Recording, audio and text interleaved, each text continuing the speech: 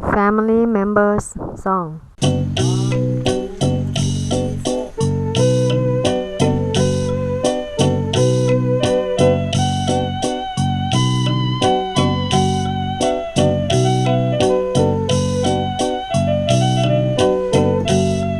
You should better know family members.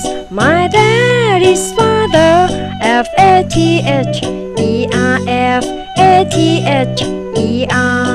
My mom is mother, Mother. This boy is my son, Son. Remember, Son. This girl, my daughter, Daugchter. This man's my uncle, this woman is my aunt, this woman is my aunt. The old man's grandfather, the old man's grandmother. Can you remember who is father, who is mother, who is father, who is mother?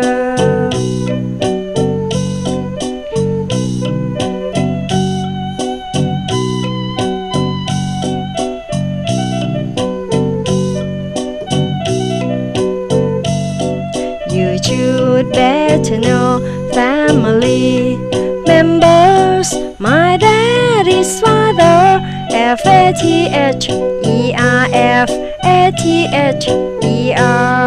My mom is mother, Mother. This boy is my son, Son. Remember. This girl's my daughter, Daugchter.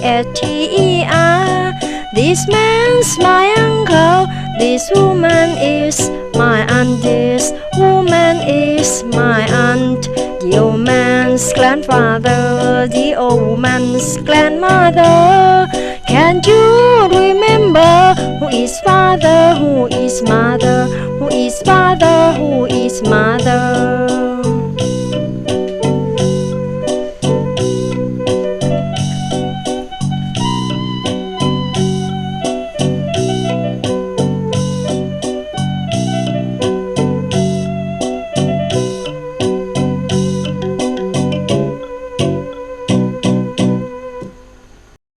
I asked Claire what she wanted for Mother's Day, and she said, "Take a hike." It's not like that. She's just bananas for walking around in nature. So she and Gloria are taking the kids up the canyon, and Jay and I are throwing on the aprons and preparing a Mother's Day feast. It's gonna be fun.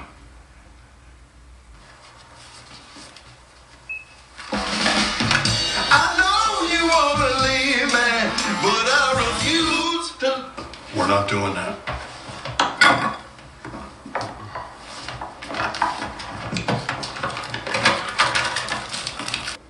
So proud. They offered me a bouquet, Mitchell. Which you accepted. Why can't you ever take my side? They think of me as a woman. Cam, no, come on. We're just a new type of family. You know, they don't have the right vocabulary for us yet. They need one of us to be the mom. So why does it have to be me? Do I wear a dress? Well, That's a nightshirt. it's kind of satiny. What are you saying? Come on, you know. No, I don't know. All right, if I'm thinking about it, of the two of us, if I had to pick, I might say that you're slightly mommer. Excuse me, can you throw that ball? Can I throw a ball? You don't think I can Yeah. throw a ball? That's not what he said. No, apparently this gentleman doesn't think I can throw a ball. Well, that's not what he said. You don't think I can throw a ball? Well, let's find out. Oh, Ooh, God, he looks old. sorry. Hands. Sorry. There you go. My name is Sam Vaknin. I'm the author of Malignant Self-Love, Narcissism Revisited. How does the narcissist react to a new addition to the family? A new brother or sister, a newborn child, even a new pet. At first, the narcissist perceives his own offspring or his siblings as a threat to his narcissistic supply.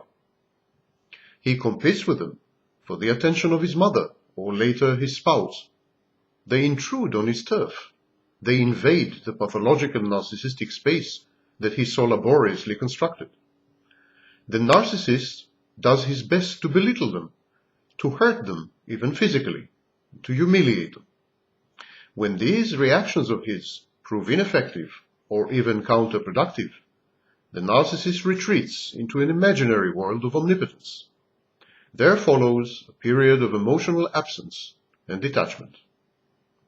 The narcissist's aggression having failed to elicit narcissistic supply, the narcissist proceeds to indulge himself in daydreaming, delusions of grandeur, planning of future coups, nostalgia, and hurt. I call this the lost paradise syndrome. The narcissist reacts this way to the birth of his own children, or to the introduction of any new focus of attention into the family unit. And this includes, as I said, even new pets. Whomever the narcissist perceives to be in competition for scarce narcissistic supply is relegated by him to the role of the enemy. He treats these new additions to the family as enemies from their inception. Where the uninhibited expression of aggression and hostility is illegitimate or impossible or unacceptable, the narcissist simply stays away.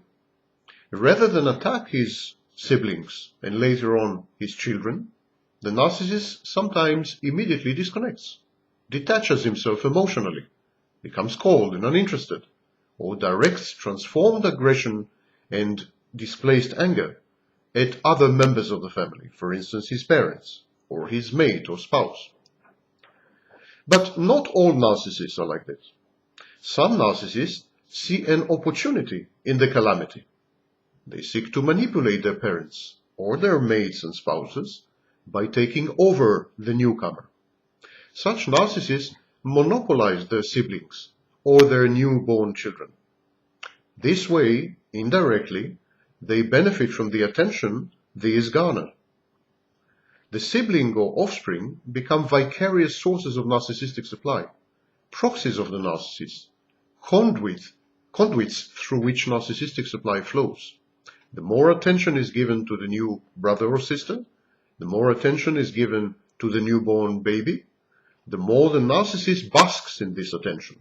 It becomes his narcissistic supply by virtue of his association with the newborn baby or with the newborn sister or brother.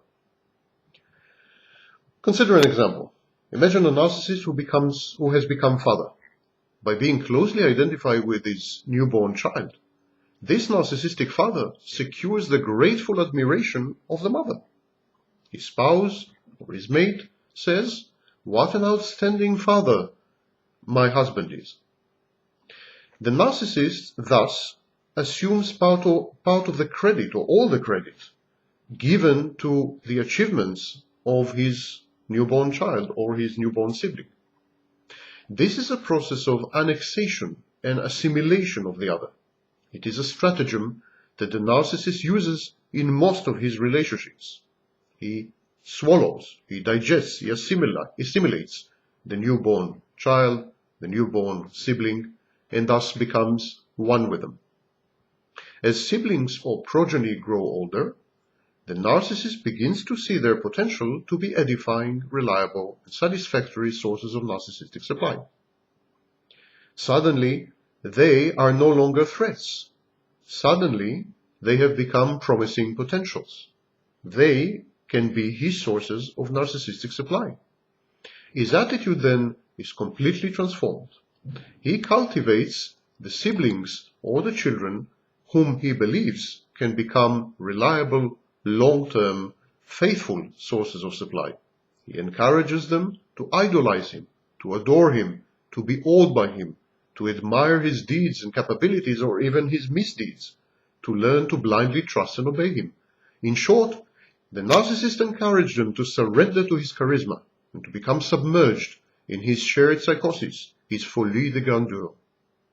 It is at this stage, when the narcissist has transformed or is seeking to transform his newborn siblings or his newborn children into sources of supply, It is at this phase of the relationship that the risk of child abuse is at its height.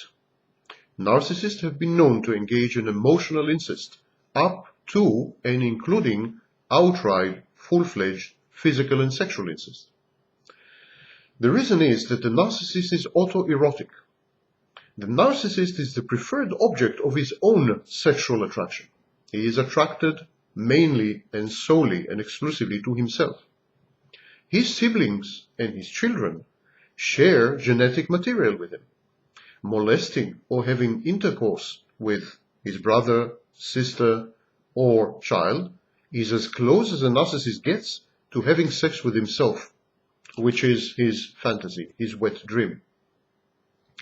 Moreover, narcissists perceive sex in terms of annexation. The partner is assimilated, becomes an extension of the narcissist, a fully controlled and manipulated object. Sex to the narcissist is the ultimate act of depersonalization and objectification of the other. He actually masturbates with other people's bodies. He doesn't have sex in the mature sense of the word. Narcissists prefer minors and little children. Minors and toddlers and youngsters and infants pose little danger of narcissistically injuring the narcissist. They don't usually criticize the narcissist or confront him. They are perfect. They are malleable. They are abundant sources of narcissistic supply. And the narcissist derives gratification from having relations with them, even coital relations. They are adulating, physically and mentally inferior to him, inexperienced and dependent bodies. They allow him to feel superior, omnipotent, and omniscient. The narcissist allocates to his siblings and to his newborn children roles. He allocates these roles explicitly and demandingly, or implicitly and perniciously. And these roles are best fulfilled by youngsters whose mind is not fully formed and not yet independent. The problem is that the older the siblings or the offspring, the more they become critical, even judgmental of the narcissist. They are better able to put into context and perspective his actions, to question his motives, to anticipate his moves, and the narcissist does not like this. As they grow up, as they mature, these siblings and children, these erstwhile sources of narcissistic supply, often refuse to continue to play the mindless pawns in the narcissist's chess game.